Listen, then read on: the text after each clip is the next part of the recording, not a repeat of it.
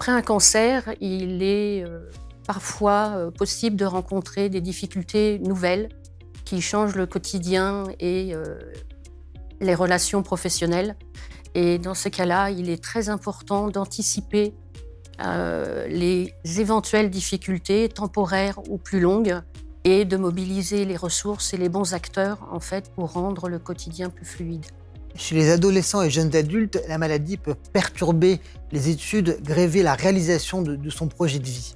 Cela a été mon cas avec notamment 2 ans perdus pendant ma scolarité au lycée et après le bac, et surtout l'incapacité de suivre le rythme des études auxquelles je m'étais destiné. Là aussi, l'anticipation est la clé pour se faire accompagner au mieux.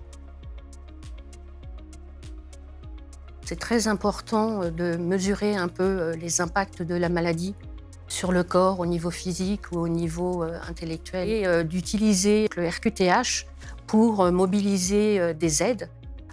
Elles sont différentes, notamment pour le retour au travail, l'adaptation du poste de travail par exemple, un siège ergonomique ou peut-être l'adaptation des horaires ou ça peut même être un complément de formation pour trouver une autre fonction au sein de l'entreprise.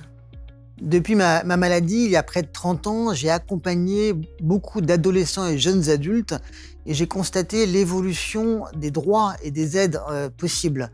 Mais j'ai aussi vu la difficulté d'accès et la méconnaissance de ces droits.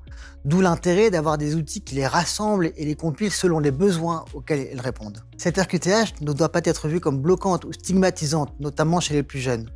Au contraire, il s'agit d'une opportunité de garder toutes ses chances dans son projet de vie. Oui, alors la CMI, la carte de mobilité inclusion, pour la priorité dans les magasins, dans les transports, ou aussi une version pour le stationnement qui permet de faciliter le stationnement. Et ça m'a aidé notamment à sortir un peu de mon isolement et à me déplacer plus facilement. Chez les adolescents et jeunes adultes, l'allocation adulte handicapé, par exemple, permet de garder un maximum son autonomie, voire de faciliter la reprise des études.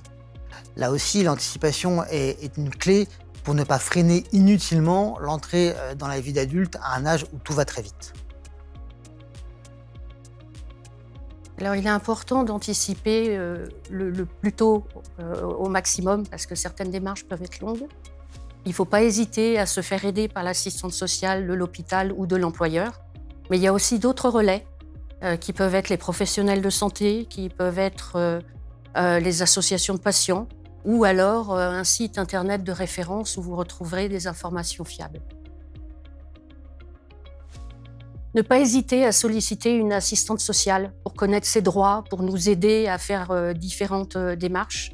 Et le plus important, quand on fait la demande de RQTH, c'est la partie projet de vie, où il est important de détailler les difficultés qu'on peut rencontrer au quotidien. Et c'est la partie la plus importante dans le dossier et ça facilite après les autres démarches. Connaître et activer ses droits permet de réduire les incapacités liées à ces traitements et pouvoir se concentrer sur ce qui nous tient à cœur. Et d'ailleurs, certaines de ces aides peuvent aussi aider les parents dans leur accompagnement.